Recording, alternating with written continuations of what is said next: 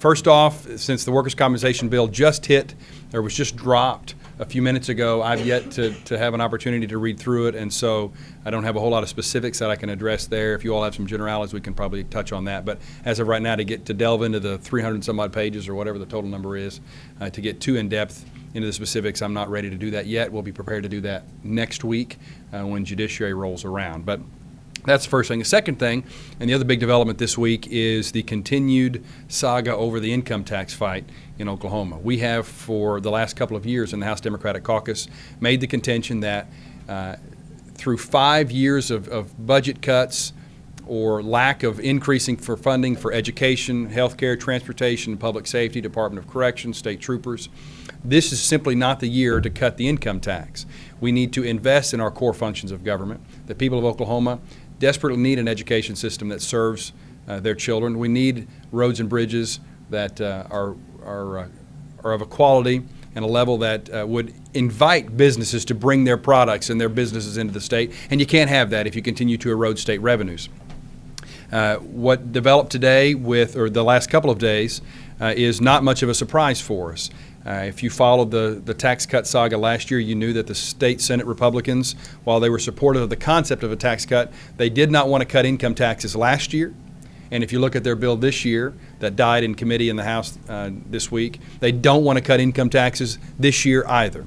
And what passed out of the House, out of the Senate committee earlier today is further evidence of that. They've amended the House legislation to bring in tax credits and rebates, so that discussion is revisited. But they also pushed that tax cut off until 2015, which I think is going to create problems for the Speaker and the Governor, since they've hung their hat on cutting income taxes this year. Our caucus, while we don't necessarily agree with everything that's in the Senate tax cut plan at all, because we do at least appreciate their understanding, their agreement with us that we cannot simply afford to cut income taxes this year. We need to invest in our core functions of government first. And the last thing I'll mention is the dust up this week over in the state Senate. The House Democratic Caucus was deeply disappointed in the way that Senator Brannan was treated over the Agenda 21 bill.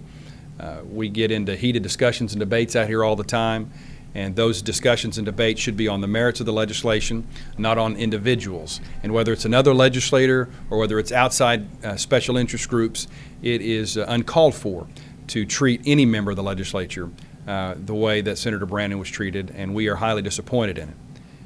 While we may be disappointed in it, we were not surprised. For the last several years, this type of fringe legislation, and this is fringe legislation as labeled not just by me and my members, but by members of the press, of the conservative press. The Daily Oklahoman's editorial page labeled legislation like this fringe legislation. Senator Brannan himself called it fringe legislation, and that was one of the reasons he refused to hear it.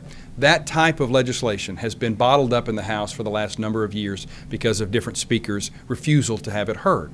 Because of that, a lot of the arguments and the fighting and the backbiting occurred on our side of the rotunda, and the Speaker simply had to take that heat and that frustration. This year, Republican leadership decided that they would kick the can to the Senate.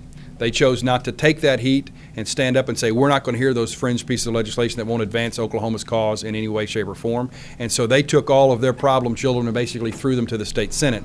And so for the first time since I've been here, the state Senate now is feeling the pressure and the heat from some of these angry fringe groups over legislation that they care very deeply about and care so much about it that they're willing to come out and say and do some things that are wholly inappropriate. Well, House Democrats support the new Senate income tax cut bill? No, we don't support the legislation as it currently sits because we don't believe that now's the time to cut the income tax. We will not cede the argument that an $80 per family tax cut is what's necessary to grow the economy. When education has taken over a $250 million cut in the last 5 years, we believe investing in education does more to grow the economy than giving $40 back to an individual filer. So you kind of touched on it. You believe that basically do you think this is planned today? They'll fight back and forth, not have an income tax at the end of the year? Just saying, well, we tried. I don't know whether it was planned, but this is exactly what happened last year. The House and the Senate had two different plans. The governor sort of had her own plan. Eventually, she tried to side with one group or the other. They never were able to come to an agreement, and despite supermajorities essentially in the House and the Senate, the Republicans couldn't get one of their major initiatives passed. Will that happen again this year? I'm not a prognosticator, so I can't say, but I can certainly tell you now, with just a month and a half left with session, to be this far apart in how they cut it and whether they use credits or not, whether they cut it this year or not. While it may seem insignificant to just say, well, we're talking tax cuts in 2013 and 14 versus 2015, that is significant. It really is, in terms of whether they can get sides to agree. And when Senator Mazie is in charge of drafting the budget for the Senate, at least, for him to not want to cut income taxes this year is significant. And that disagreement may be what prevents, if no tax cut happens this year, it will be because Senator Mazie and the governor and Representative Martin couldn't come to an agreement on whether to cut income taxes this year or next. I know you said you didn't, and I haven't read it either, the workers' comp bill, but the new version. But what should a workers' compensation reform plan do? Sure. No, certainly. The workers' compensation package that we passed a few years ago was a step in the right direction. We believe, and we've said it multiple times, that the way you really control workers' compensation cost is through the rising cost of medical care. That was part of what was interesting and frustrating to us that came out of the state Senate this year, was because their legislation, while it reduced benefits for people who were hurt at no fault of their own, it turned around and allowed doctors to receive a higher percentage of payments under this plan than they currently do. That was passed out under the workers' compensation reform package that passed out a couple of years ago. We believe it's those rising costs of medical care that are driving workers' compensation costs the most, and to not tackle that with real substance and focus, we believe is misguided. Scott, it looks like there's been some movement on pay increases for troopers and corrections employees, even a signal from the governor's office that you consider that as part of an overall budget package. What do you see happening? Pay increases for troopers and Department of Correction employees is sorely overdue, long overdue. Our caucus supports those pay increases. When you have nearly 30% of Department of Corrections employees who qualify for food stamps, and most of those live out in rural Oklahoma, where the oil field calls at a much higher pay per hour than what we can offer at corrections, it's difficult to keep good qualified employees. And so the way you solve that problem is by increasing their pay. It should happen. Will it happen? I think just those two pay increases would cost the state about $20 million.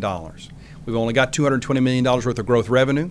If the governor wants her income tax cut, which would cost about $120 million, even the Senate's tax cut plan cost about $170 million, because it went further than hers did in terms of the top tax bracket rate. I don't see how you can offer up a plan to cut income taxes that dramatically, fund education like the way that House Democrats and House Republicans want to do, at least to the tune of $75 to $100 million, meet the needs for Department of Human Services that she already laid out, mental health services, the Pinnacle Plan, and then turn around and pay for state employees, whether it's troopers, rank and file state employees, or Department of Corrections. It'll be very difficult for them to do that. And so we want them to stop paying lip service to that important cause and say, instead of cutting income taxes, let's invest in corrections. Let's invest in public safety. And if they'll do that, if they'll put this income tax plan aside, I think there's a good chance that we can make that happen this year. Well, we haven't had a chance to look at the workers' comp bill. Senate President Pro Tem says the opt-out provision is still in there. What are your thoughts if it is still in there? Well, we're still opposed to the opt-out provision. It's my understanding that the provision is different than what was there last year. I don't know in what way, because I've yet to have an opportunity to really analyze it. But I can tell you this, any provision that allows for major corporations to take large groups of employees out of the insurance pool is only going to increase insurance premium rates for every other business that remains in that system. And so if we're trying to lower rates for workers and for businesses in the state, which we support, that opt-out provision, we believe, has the contrary effect, and therefore we'll continue to oppose it. Representative, I don't know if you've already answered this question, but what about the transferability in the bill, is that something you guys could, stopping the transferability on those 5 tax credits, is that something you could? I don't know each one of the specific tax credits. Just if we want to address transferability as a standalone issue, our caucus has had significant concerns with the proliferation of transferable tax credits. The idea of a tax credit that actually is supposed to create jobs is the state will offer up a tax credit to a particular industry or to a particular company to create jobs, to use every one of those dollars to create jobs. What ends up happening, though, is an out-of-state insurance company that may owe some taxes in the state of Oklahoma will come in and buy it up at 75 cents on the dollar and then use that tax credit to offset their tax liability in the state of Oklahoma, thus saying a quarter or 20% of that tax credit that was supposed to all be for creating jobs is not used in the proper manner. And so we've got significant issues with that. You're probably not going to see a lot of support for us saying, well, let's support eliminating the transferability of these tax credits so that we can cut the income tax. That's not necessarily what we want to do. But we certainly share common ground with the Senate in their distaste for the continuation of many of these transferable tax credits. Considering all the obvious the past couple of years to oppose any talk of reforming or eliminating these tax credits, do you think that this proposed income tax bill can withstand even that? The win people is No, I don't think it can. You saw the Senate's tax plan fail in the House. Senator Macy's original tax plan failed in the House because it eliminated credits for working families and others. It was actually going to raise taxes on some while lowering taxes on others. That failed miserably in the House. This plan, and the folks who were affected by Senator Macy's original plan were just rank-and-file Oklahomans, not without high-powered, high-paid lobbyists to go defend their particular tax situation. Well, the new plan, as I understand it, that passed out of the Senate today, instead of going after working mothers, goes after certain industries and certain tax credits who do have the opportunity to pay for high-powered lobbyists. And because of that, I'd think that any bill, as it's currently fashioned, may find an uphill battle with the lobbyists out here. April 1st came and went again this year without any funding for education. It's disappointing that the House Republicans wouldn't stand up to legislation that their caucus have supposedly supported for nearly a decade. It was initially a Republican idea to fund education first by April 1st. The legislation, I believe, was passed in 2003 under Governor Henry and then Democratic leadership in both the House and the Senate. And the only time that law has ever been followed since its inception, since its passage, was in 2004, again under a Democratic governor, Democratic House, and a Democratic Senate. As soon as the Republicans took over the State House of Representatives, and now since they've taken over the State Senate as well, and the governor's mansion, they have completely ignored state law, which requires them to tell our teachers and principals and administrators how much money they're going to get to be able to run their schools for the following year. And that is, one, we believe hypocritical to have argued for it and to not follow it, but two, it's just disappointing for our teachers and our public school system.